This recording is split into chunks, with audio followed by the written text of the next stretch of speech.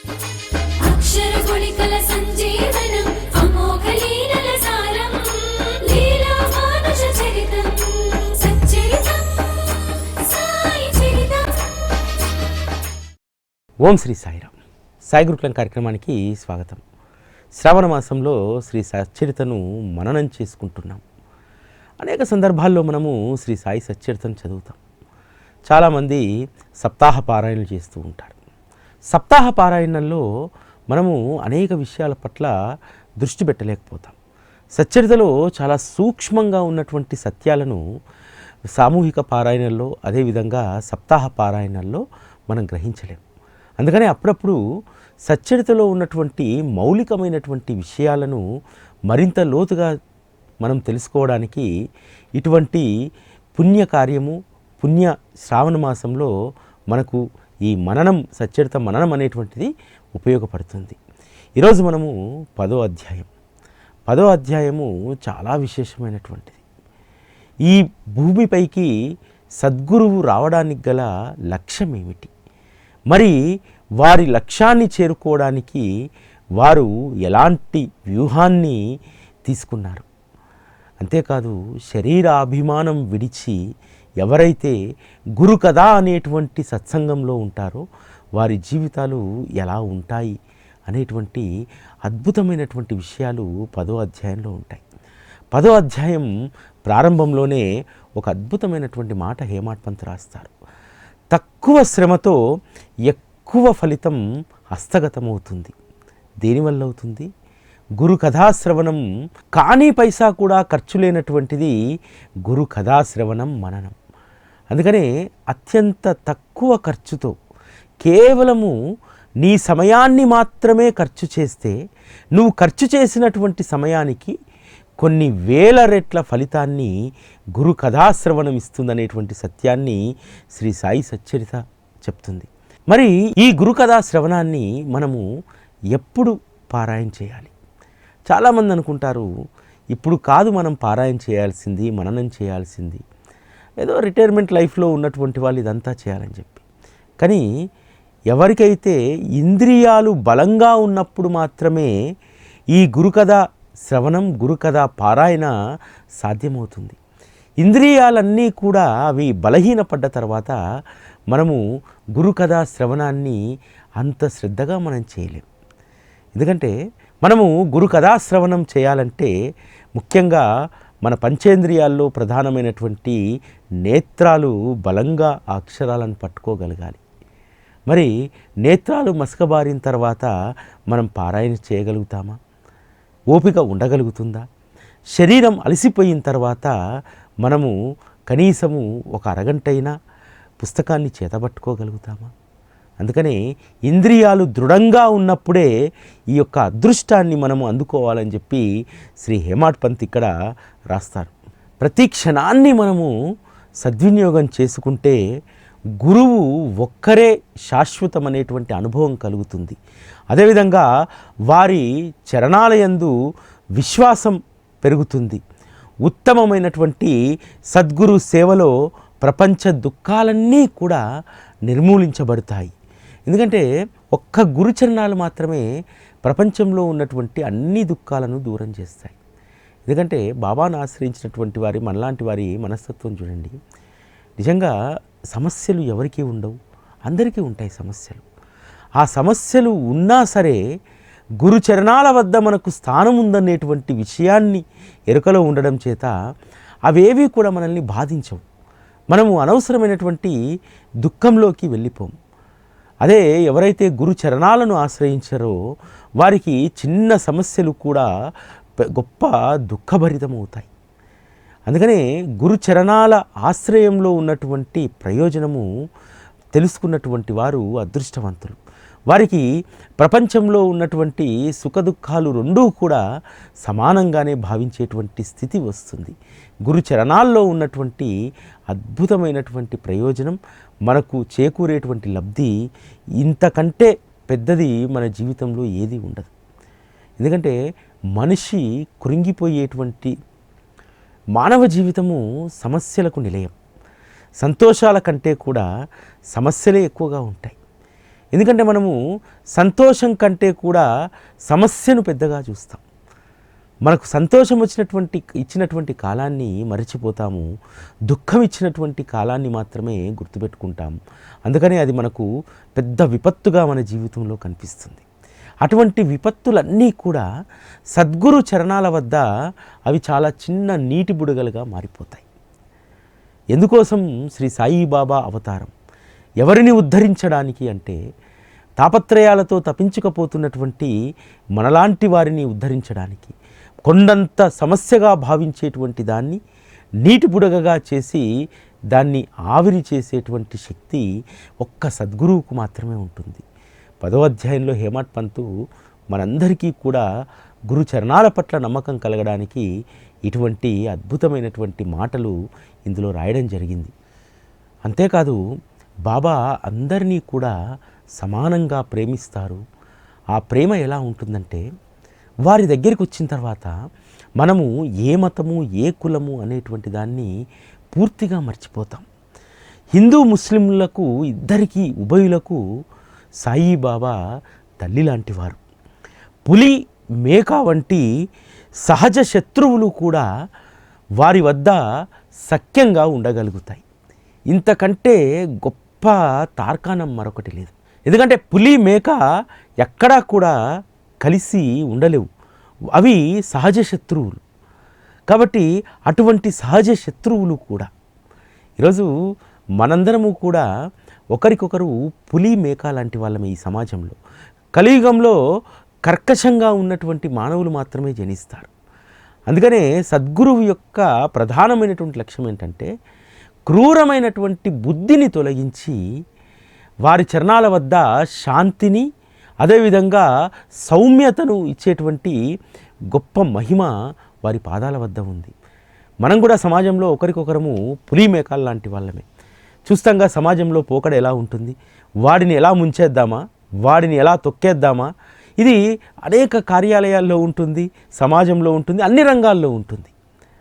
అటువంటి క్రూరబుద్ధి కలిగినటువంటి వాళ్ళందరూ కూడా ఒక దగ్గరికి చేరిన ఒకరికొకరు తగులాడుకోకుండా చాలా సాధు స్వభావంతో బాబా చరణాల వద్ద ఉండగలుగుతారు. అది బాబా చరణాల వద్ద ఉన్నటువంటి గొప్ప మహిమ. నిజంగా హేమాడ్ పంతు ఇంత గొప్పగా రాసి ఉండకపోతే బాబా యొక్క అంతరంగాన్ని మనం అర్థం చేసుకునేటువంటి వాళ్ళం కాదు. నిజంగా ఆ పదాలు కొన్ని చదువుతూ ఉంటే పులి మేక లాంటి సహజ శత్రు స్వభావం కలిగినటువంటి వారు కూడా సాయి చరణాల వద్ద సౌమ్యంగా ఉండగలుగుతారనేటువంటి మాట నిజంగా చాలా అద్భుతమైనటువంటి మాట. బాబా యొక్క స్వరూపము కేవలము శరీరానికి మాత్రమే పరిమితం కాదు, వారిది చాలా సూక్ష్మ రూపం కలిగినటువంటి అంతటా ఉండేటువంటి గొప్ప తత్వం శ్రీ సాయిబాబా అనేటువంటి విషయాన్ని హేమాడ్ పంత్ ఇక్కడ రాస్తారు. బాబా కూడా ఎంత అద్భుతమైనటువంటి నిరూపణ చేస్తారంటే, అంటే ఆ 3.5 మూరల దేహం మాత్రమే తను కాదు, ఆ దేహము ఒట్టి తిత్తి లాంటిది అని చెప్పి నిరూపించడానికి బాబా చేసినటువంటి లీల శయనలీల మనందరము కూడా సచ్చరిత్రలో చదువుకుంటాం కదా. నానాసాహెబ్ డేంగ్లే ఇచ్చినటువంటి 4 మూరల పొడుగు జానెడు వెడల్పు ఉన్నటువంటి ఆ చెక్క బల్లపైన బాబా ఏ విధంగా శయనించేవారు. చాలా పికిలికపోయినటువంటి పాత గుడ్డలతోటి మసీదు దూలానికి ఆ చెక్కబల్లను కడతారు. ఆ బట్టలు అసలు బాబా యొక్క బరువును అవి మోయలేవు. పడుకోవడమే కాదు, ఆ చెక్కబల్లకు తలభాగంలో కాళ్ళ భాగంలో 4 దీపాలను కూడా బాబా పెట్టేటువంటి వారు. ఒక్కొక్కసారి దాని మీద కూర్చున్నప్పుడు ఆ చూరుకు తగలకుండా వంగి కూర్చునేటువంటి వారు. బాబా యొక్క దేహము శ్రమారమి ఒక 75 కిలోల బరువు ఉంటుందనుకోండి. ఆ 75 కిలోల బరువును ఆ చీకిపోయినటువంటి గుడ్డల ఎలా భరించాయి? అదేవిధంగా వారు ఆజానుబాహులు 4.5 మూరల పొడుగు ఉన్నటువంటి దానిపైన ఎలా శయనించి ఉంటారు? జానెడు వెడల్పు ఉన్నటువంటి ఆ బల్లపైన వారి శరీరాన్ని ఎలా ఒదిగించి ఉంటారు? దీని యొక్క అర్థం ఏమిటంటే బాబా అత్యంత సూక్ష్మ శరీరంతో ఉన్నటువంటి వారు. వారి శరీరానికి బరువు మనలాగా ఎముకలు, ఈ మాంసం ఇదంతా కూడా ఏది కూడా లేకుండా వారు కేవలం సాకార రూపంలో ప్రకటితం కావాలి కాబట్టి ఆ ఆజానుబాహుడుగా మన ముందు కూర్చున్నారు తప్ప ఆ దేహానికి బరువు లేదు. ఎందుకంటే మనలాగా ఆ దేహంలో రక్తమాంసాలు, లివర్లు అన్నీ లోపల ఉండాల్సినటువంటి అన్ని అవయవాలు ఉండాల్సినటువంటి అవసరం లేదు. ఎందుకంటే పరమాత్మ కదా, పరమాత్మ సూక్ష్మ రూపాన్నే కలిగి ఉంటారు. ఆ సూక్ష్మ రూపము ఒక్కొక్కసారి నిరాకార రూపంగా కూడా మారిపోతూ ఉంటుంది. ఈరోజు బాబా మనకు నిరాకార రూపంగానే ఆయన యొక్క ప్రేమను మన పట్ల చూపుతున్నారు కదా. వారి దేహము కనుమరుగైనప్పటికీ కూడా వారి యొక్క మహిమ, వారి తత్వము ఈరోజు సజీవంగానే ఉంది కదా. శయనలీల ద్వారా బాబా చాలా సుస్పష్టంగా చెప్పారు. తన రూపము ఎంత సూక్ష్మమైనటువంటిది, ఎంత తేలికైనటువంటిది. ఆ తేలికైన రూపము, ఆ తేలికైన శరీరంతో తను ఇక్కడి నుండి ఏకకాలంలో ఎక్కడికైనా వెళ్ళగలుగుతాను, అనేక ప్రదేశాలలో తను ప్రకటితమవుతాననేటువంటి విషయాన్ని ఆ శయనలీల ద్వారా బాబా మనకు చాలా స్పష్టంగా చెప్పడం జరిగింది. 3.5 మూరల శరీరంతో షిరిడీలో ఉంటున్నట్లు పైకి కనిపించిన ఆ పుణ్యరాశి అయినటువంటి ఆ మహారాజు సర్వ హృదయాల్లో నివసించేటువంటి వారు. ఇది వాస్తవం. బాబా ఎవరైతే తనను అమితంగా ప్రేమిస్తారో ప్రతి ఒక్కరి హృదయంలో ఆయన స్థానం ఉంటుంది. ఆ హృదయాల్లో ఆయన సజీవంగా ఉంటారు. వారు పైకి లోకులకు ఏదో మార్గదర్శనం చేస్తున్నట్లు ప్రవర్తించినా లోపల మాత్రము తనకు ఎవరితో సంబంధం లేదు, ప్రమేయం లేనట్టే వారు ఉండేవారు. వారికి లోపల ఏ కోరిక లేకున్నా సరే పైకి మాత్రం ఎలా వారు ఉండేవారంటే భక్తుల ఎడ మోహపాశంతో బంధించినట్లు కనిపించేవారు. అంతరంగంలో అత్యంత నిష్కామంగా ఉండేవారు. బయట భక్తుల కోసం ఏవో కోరికలతో ఉన్నట్లు కనిపించినా వారి లోపల పరబ్రహ్మ స్థితిలోనే ఉండేవారు. పైకి కోపంగా వారు కనిపించినా సరే లోపల మాత్రము శాంత చిత్తులుగా ఉండేటువంటి వారు. ఇలా బాబా యొక్క అంతరంగం, వారి అంతరంగంలో ఉన్నటువంటి దాన్ని చాలా అద్భుతంగా హేమాడ్ పంతు ఈ 10వ అధ్యాయంలో చెప్తారు. ఒకప్పుడు భక్తులను చివాట్లు పెట్టేవారు. మళ్ళీ అదే భక్తుల్ని కొద్ది సమయం తర్వాత ఆనందంగా ఆలింగనం చేసుకొని భుజం తట్టేవారు. నిజంగా వారి యొక్క దయాగుణము, వారి ప్రేమను వర్ణించడానికి అక్షరాలు సరిపోవు. హేమాడ్ పంతు బాబా యొక్క సహజ స్థితిని చాలా అద్భుతంగా ఇక్కడ చెప్తారు. వారికి కీర్తి అనేటువంటి కండూతి లేదు, దానిపైన మమకారం లేదు, కీర్తిపైన అస్సలు మమకారం లేదు, ధనాపేక్ష లేదు. చిత్తవృత్తి నిరోధించిన యోగంతో ప్రాణరక్షణకు భిక్షను తీసుకొని కాలక్షేపం చేసేవారు. అంటే తను ప్రపంచంలో ఉన్నారు కాబట్టి ప్రపంచంలో ఉన్నటువంటి మానవ దేహానికి దేనికైనా సరే పోషణ కావాలి కాబట్టి భిక్ష తీసుకొని కాలక్షేపం చేసేవారు. కాలక్షేపం కోసం, అందరికీ తెలియడం కోసమే బాబా భిక్ష చేసి భోజనం చేస్తున్నారనేటువంటి విషయము అందరూ గుర్తించాలనే తప్ప నిజంగా ఆ దేహానికి ఆకలి దప్పికలు అనేటువంటివి ఉండవు. అందుకనే చాలా అద్భుతంగా రాస్తారు. కేవలం కాలక్షేపం కోసం జనులందరూ కూడా బాబా ఆహారాన్ని స్వీకరిస్తున్నారనేటువంటి విషయాన్ని గ్రహించడానికి మాత్రమే వారు భిక్ష చేశారు తప్ప ఇతరత్ర వారికి ఆహారం కోసం కాదు. అంతకుముందు అధ్యాయంలో కూడా చెప్తారు భిక్ష దేనికోసం చేశారని చెప్పి. కేవలం భక్తులను, గృహస్థులను ఉద్ధరించడానికి, పంచసూన మహాపాపాలన్నింటినీ కూడా ప్రక్షాళన చేయడానికి వారు భిక్ష చేశారు. బాబా 60 ఏళ్ల పాటు షిరిడీలో ఉన్నారని చెప్పి చరిత్ర చెప్తుంది. అయితే బాబా అవతారం వెనుక ఉన్నటువంటి ఒక అద్భుతమైనటువంటి లక్ష్యాన్ని హేమాడ్ పంత్ ఇక్కడ రాస్తారు. శ్రీ సమర్థ రామదాసు సమాధి చెందినటువంటి 200 సంవత్సరాల తర్వాత మళ్ళీ సాయి బాబా అనేటువంటి విగ్రహ రూపంలో మరో సంస్కరణ దైవము ఈ భూమిపైన వెలిసింది. సమర్థ రామదాసు శివాజీకి ప్రేరణనిచ్చి విదేశీయుల నుండి రాజ్యాన్ని రక్షింపజేస్తారు. అంతేకాదు బ్రాహ్మణుల, గోవుల సంరక్షణకు కూడా వారు కృషి చేశారు. 2 శతాబ్దాలు పూర్తి కాకుండానే మునుపటి వల్లనే మళ్ళా కాలం, మనుషులు అంతా కూడా కల్ముషమైనటువంటి సమయంలో హిందూ ముస్లిం అనేటువంటి మత భేదాల వల్ల మరలా మనుషుల మధ్య విభేదాలు ప్రారంభమయ్యాయి. ఇటువంటి విద్వేషాలను రూపమాపడానికి అవతరించినటువంటి అవతారమే శ్రీ సాయిబాబా. రాముడు, రహీము ఒక్కరే, వారిలో కించింతైనా భేదం లేదు. అలాంటప్పుడు భక్తిలో ఆటంకం ఎందుకు, భక్తులలో వైరం ఎందుకు? పసివారిలా మీరెంత అజ్ఞానులు.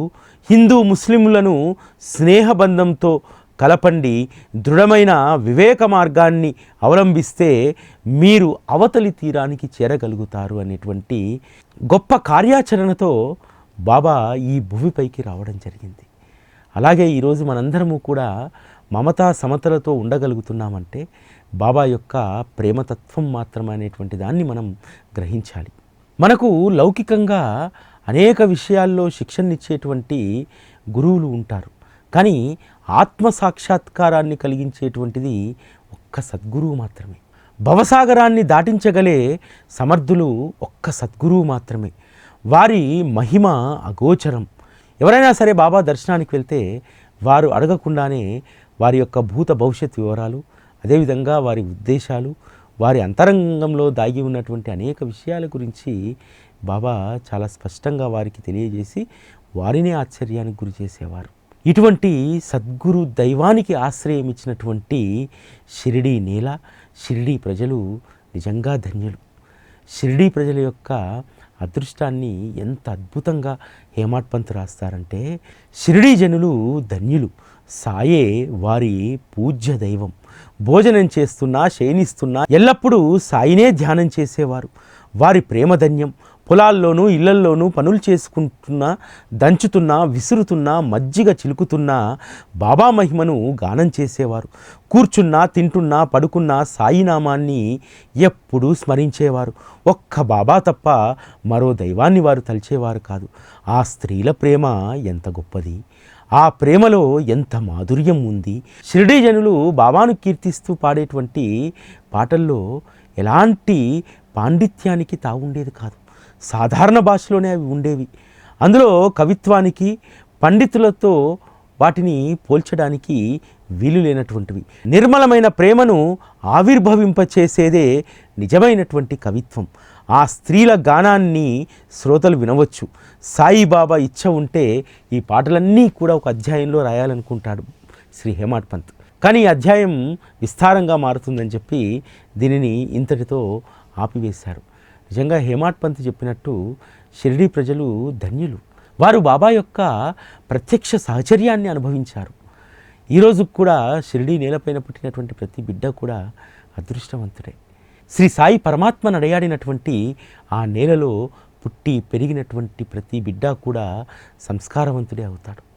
ఆ విధంగా బాబా అనుగ్రహం ఇప్పటికి కూడా షిరిడీ జనులపైన ఉంటుంది. మనకు కూడా ఏమి తక్కువ అదృష్టం ఏమి కాదు. ఈరోజు మనకు కూడా మన ఊహ తెలిసిన నాటి నుండి బాబా సహచర్యం లేకపోయినా ఎప్పుడైతే మనం వారి ఊసులోకి వెళ్తామో అప్పుడే మనకు ఊపిరి వచ్చినట్టు, ఆ రోజే మనము తొలి ఊపిరి పోసుకున్నట్టు, అప్పటి నుండే మన జీవితం ప్రారంభమైనట్టు. ఎందుకంటే బాబాను చేరకముందు, బాబాను చేరిన తర్వాత, బాబాను చేరి బాబా యొక్క అంతరంగాన్ని అర్థం చేసుకున్న తర్వాత ఇలా అనేక దశల్లో బాబా పట్ల ప్రేమ పెరుగుతూ ఉంటుంది. షిరిడీ జనులకు కూడా ఒక్కసారే బాబా పట్ల ఏం ప్రేమ పెరగలేదు. షిరిడీ జనులు కూడా బాబా యొక్క మహత్తును అనుభవిస్తూ, వారి దయాగుణాన్ని ఆస్వాదిస్తూ, వారి ప్రేమను అనుభవించిన కొద్దీ బాబా పట్ల వారికి ప్రేమ కలిగింది. ఆ రోజు ఈరోజు ఎప్పుడైనా సరే బాబా సాహచర్యం మనకు పెరుగుతున్న కొద్దీ, వారిని ప్రేమిస్తున్న కొద్దీ వారి పట్ల ఎనలేని గౌరవం, వారి లేని జీవితం, ఇక ఇదంతా కూడా దుర్లభం అనేటువంటి నిశ్చయానికి మనం వస్తాం. నిరాకార రూపంలో ఉన్నటువంటి సద్గురు దైవము కేవలం భక్తులను అనుగ్రహించడానికే ఒక రూపాన్ని ధరిస్తారు.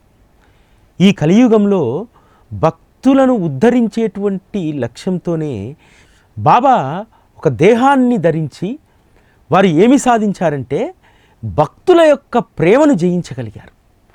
అసలు మనుషుల హృదయాన్ని అర్థం చేసుకోవడం, ఆ హృదయాలను ప్రేమను జయించడం చాలా దుర్లభమైనటువంటిది. సాక్షాత్తు భగవంతుడు కూడా మనిషి యొక్క మనసును దోచుకోలేడేమో. ఒక్క సద్గురువు మాత్రమే తన భక్తుడి యొక్క మనస్సును దోచుకుంటాడు. ఈరోజు మనందరి మనస్సు తస్కరించబడ్డది. మన దగ్గర లేదు మన మనస్సు, బాబా దగ్గర ఉంటుంది మన మనస్సు. ఎందుకు బాబా వైపు మనం లాగబడతామంటే మన మనస్సు అక్కడ ఉంటుంది కాబట్టి. మన మనస్సు ఎప్పుడూ కూడా అటే లాగుతూ లాగుతూ లాగుతూ ఉంటుంది. అందుకనే బాబా అంటే మనకు అంత ప్రేమ. మన హృదయాన్ని జయించి మన మనస్సును ఆయన కట్టేసుకున్నాడు ఆయన దగ్గర. అటువంటప్పుడు మన ఆలోచనలన్నీ కూడా ఆయన వైపే ఉంటాయి. మన ఆనందమంతా కూడా ఆయన చరణాల్లోనే ఉంటుంది. మరి మనము ఎందుకు బాబా పట్ల ఇంత ప్రేమ కలిగి ఉన్నాం?